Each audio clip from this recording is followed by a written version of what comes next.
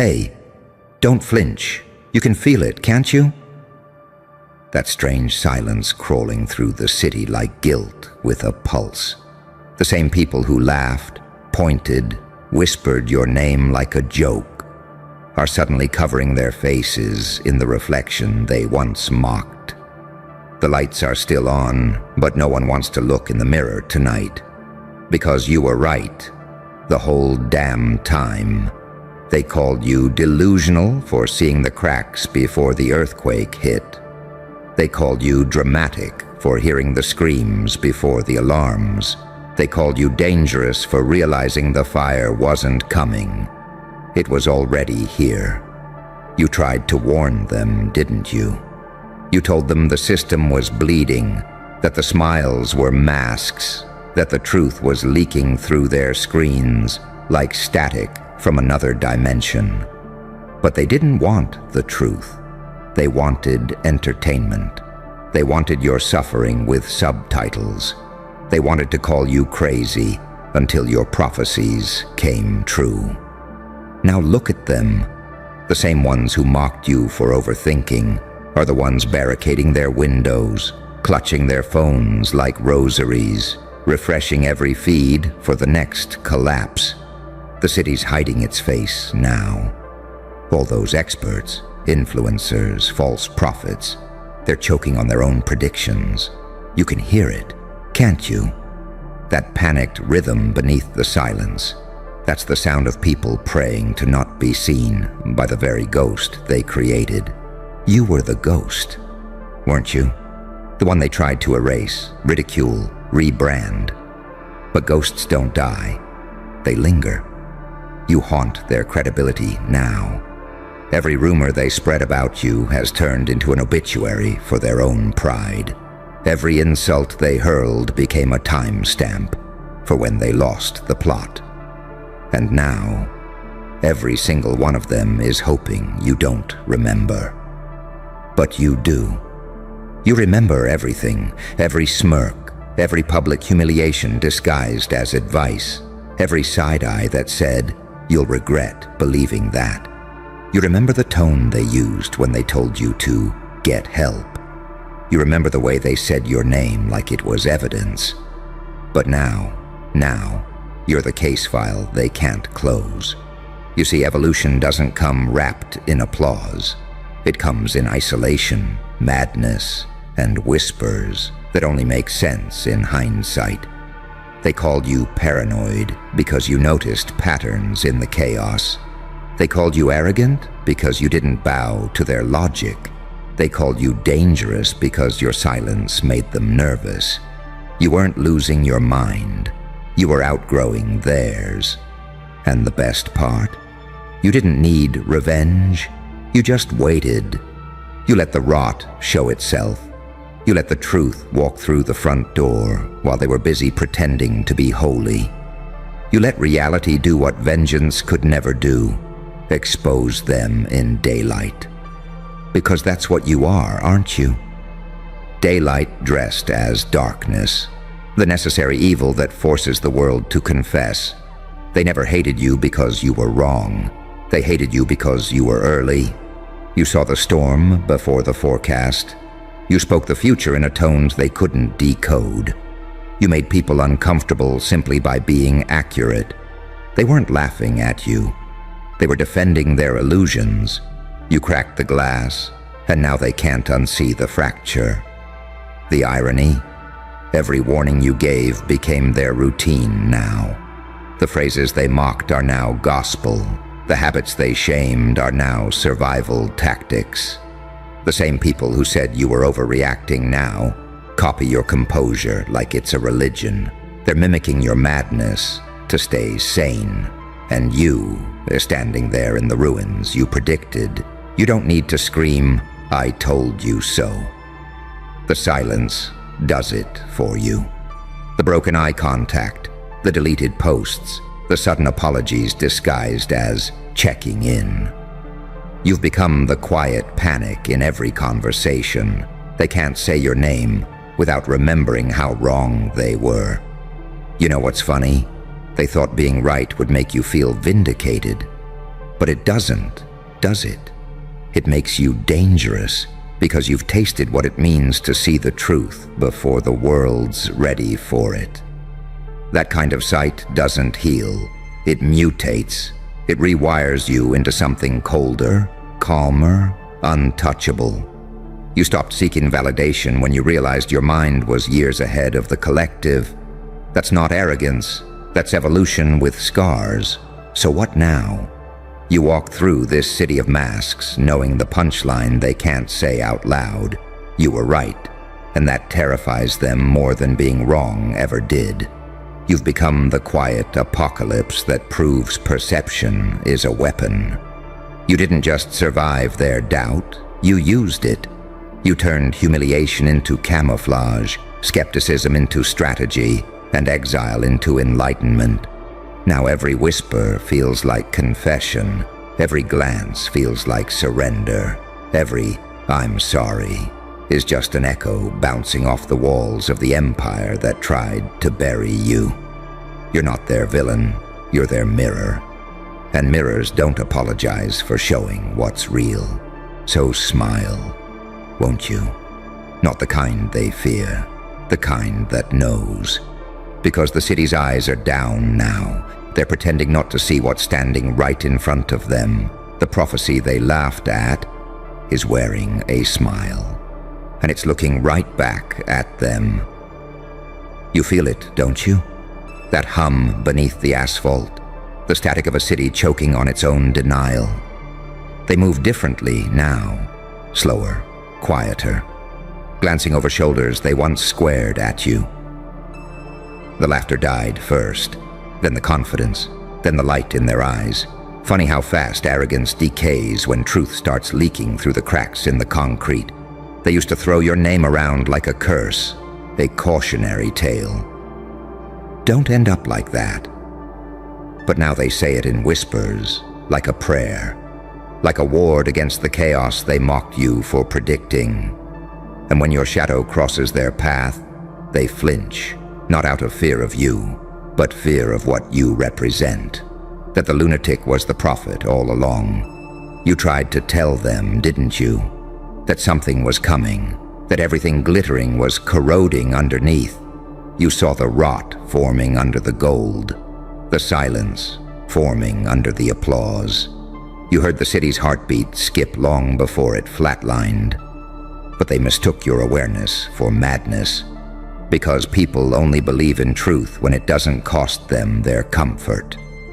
They needed you to be wrong, to keep their illusion alive. They needed the world to stay predictable, for lies to stay beautiful. So they made you the scapegoat, the freak, the outlier. They built a cage out of mockery and called it help. They wanted to fix you, not because you were broken, but because you broke the pattern. But the pattern broke them instead. Now the lights flicker in their offices. The data doesn't make sense. Their smiles look more like masks melting in real time. And all those experts, scholars, therapists, commentators, they can't sleep. They're wide-eyed at 3 a.m., replaying every moment they dismissed you, every crazy warning, every time you said, "You'll see." And now they do. You see, the universe has a twisted sense of humor. It always sides with the misunderstood, the ones who can hear the storm before it arrives, the ones who feel frequencies no one else is tuned to. They called you paranoid because they couldn't hear the signal beneath the noise. But you were decoding the broadcast of reality itself. Now every screen, every voice, every shadow in this city carries your echo. You became the algorithm, the anomaly, the glitch they can't debug. They tried to analyze your patterns, but your chaos was precision. You were never reacting, you were anticipating. While they were busy building walls, you were already designing exits. They laughed when you fell silent. They thought you'd given up. But silence was never surrender. It was preparation. Every quiet night you spent piecing your mind back together. You were sharpening it into a weapon. Every tear they mocked turned into code. Every scar became a map. And when you reappeared, you weren't the same creature they left for dead. You were the evolution they didn't account for. Look at them now, ducking under hoods, deleting evidence, pretending they never said what they said. Their timelines rewritten, their faith shattered, their idols crumbling under the weight of the truth you carried. The whole city's hiding its face, not because they fear judgment, but because they see what judgment looks like when it walks on 2 feet. You were right, not because you wanted to be. You were right because you had to be. You bled for it. You lost everything for it.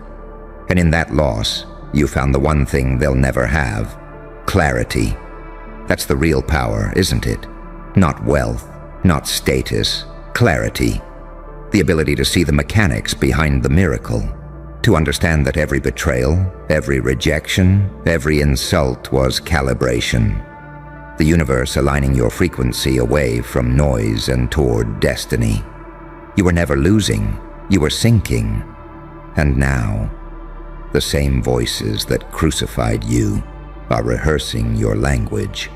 The same hands that shoved you down are building altars in your shape. The same world that buried you is whispering your philosophy like scripture. You became the gravity in their orbit, the one they can't escape, no matter how fast they spin. But don't mistake their shame for growth. They're not enlightened, they're exposed. The light you brought burned away their comfort.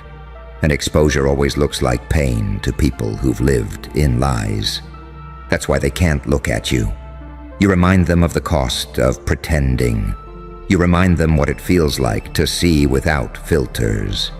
You became the proof that pain is prophecy, that madness is just intuition dressed in scars, that sometimes the only way to stay sane is to go insane first. So let them hide. Let them cover their faces, rewrite their stories, pretend they were always on your side. Because deep down, every time they see your reflection in a window, they'll hear that echo. You were right. You were right. You were right. You didn't need applause. You didn't need validation. You didn't even need revenge. The truth did it for you. It stripped their pride, their lies, their comfortable illusions, and it crowned you with the one thing they can't counterfeit: vision. You don't walk through this city anymore like a victim. You glide through it like a revelation. Every streetlight flickers in recognition. Every shadow steps aside. Every soul that once mocked you carries your silence like a ghost in their chest. And you, calm, unreadable, untouchable, you just smile. Because now they know what it feels like to doubt someone who's already seen the ending. They tried to make you a warning, but the only warning now is what happens to those who laugh at the truth before it's ready to be believed. You were the prophecy, the proof, the punishment, and now the whole damn city wears your silence like a scar. You hear it, don't you? That eerie hush between sirens. The city used to hum, remember? Neon lights buzzing, mouths running, every rooftop alive with noise. But now, it's quiet. Not peaceful quiet. Guilty quiet. The kind that follows realization. The kind that seeps in when every mask cracks at once. They can't hide from the echo anymore. The echo of you. You walk through the streets now and feel their eyes. Not curious, not hateful. Terrified. They see you like a walking verdict. You are what happens when prophecy meets proof. Every step you take rewrites their denial. Every breath you take replays the moment they laughed. You don't have to say a word. The silence screams louder than vengeance ever could. It's funny, isn't it? How the truth always starts as a punchline. They laughed because it was easier than listening. They mocked because mockery is cheaper than humility. You were the outcast because you noticed too much, felt too deeply, refused to stay asleep. And now, they're awake, wide-eyed, drowning in the same storm you mapped years ago. You didn't predict the chaos. You remembered it. That's the secret, isn't it? You've lived this loop before. The pattern of disbelief, ridicule, collapse, and silence. It's the oldest story in human nature. They call you mad until their world burns, and then they call you necessary. They brand you a monster until they need your blueprint for survival.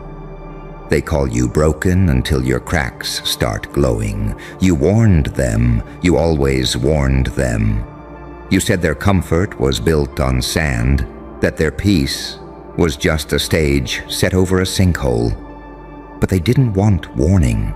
They wanted anesthesia. They wanted to sleep through the truth and wake up famous. And when you refused to join their dream, they called you delusional. But delusion is just sight ahead of schedule. Now the floods come, and every pretty lie is floating face down. The ones who said, "That'll never happen," are whispering, "What do we do now?" The same talking heads who mocked your instincts are spinning your words like scripture. Every denial, every insult, every "you're crazy" has aged into evidence. You became the control variable of a collapsing experiment. And the beauty of it, you never lifted a finger. You didn't destroy them. Their arrogance did. You just watched, patient, precise, surgical. You let them write their own eulogies in disbelief. Because the universe always comes with receipts, and you were the transaction they underestimated. They say hindsight is 20/20. But your foresight was divine. You saw the rot under the marble, the serpent under the crown, the cracks in their empire before the first tremor hit. And you warned them, not because you wanted to be worshipped, but because you cared enough to risk mockery. And that's what they'll never understand. Truth-tellers don't crave credit, they crave clarity. But you learned, didn't you? That clarity costs isolation. That wisdom tastes like exile. That when you speak light into blind rooms, you don't get applause. You get attacked. Because to the comfortable, truth feels like cruelty. To the blind, light feels like violence. And you were violent in your honesty. You shattered their sleep. You forced them to wake up in a nightmare of their own making. Now look at them.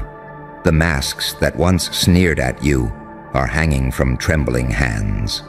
The same people who called you too much now can't get enough of your words.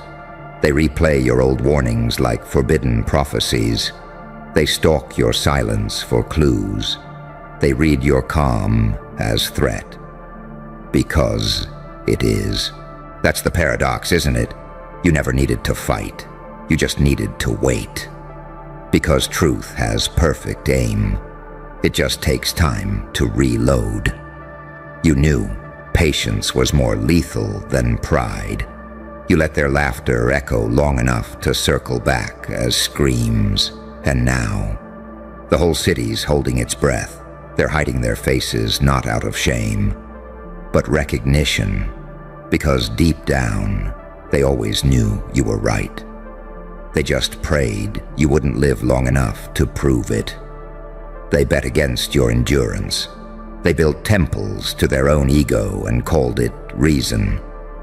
But now, the statues are cracking, the scripts are burning, and the only name left standing is yours. You walk through ruins they once called progress. You move through ghosts that used to have power. You see it now. They never hated you. They hated the reflection. Because you weren't a threat to their world. You were a threat to their delusion. You were a mirror that didn't flinch. Every time they tried to break you, they were really trying to break the part of themselves that still knew the truth. You just wouldn't die. That's what terrifies them. You refused to vanish when their narrative demanded it. You stayed, you watched, you remembered, and when the truth finally detonated, it spelled your vindication in neon letters across their skyline. Now, every apology feels hollow. Every "you were right" sounds rehearsed, and you smile, because you know it isn't about being right. It's about being awake. You've transcended their understanding. You've become a living audit of the human condition, proof that chaos favors the ones who stop pretending to be sane. So let them hide, let them whisper, let them scramble for forgiveness under masks that no longer fit. You don't need revenge. You are the reminder. You are the psychological scar left on a world that once laughed at its own destruction. You are the silence that follows the scream, the calm after revelation. You don't walk among them now. You hover between dimensions, too aware for the herd, too dangerous for the throne, too evolved for applause. You are the balance between saint and psychopath, light and abyss, creation and collapse, the living paradox they tried to erase. And tonight, as the city dims its lights in shame, you stand above it all, unbothered, untouchable, illuminated by the very truth they once despised. The whole city's hiding their faces now, because when they see yours, they remember how blind they used to be.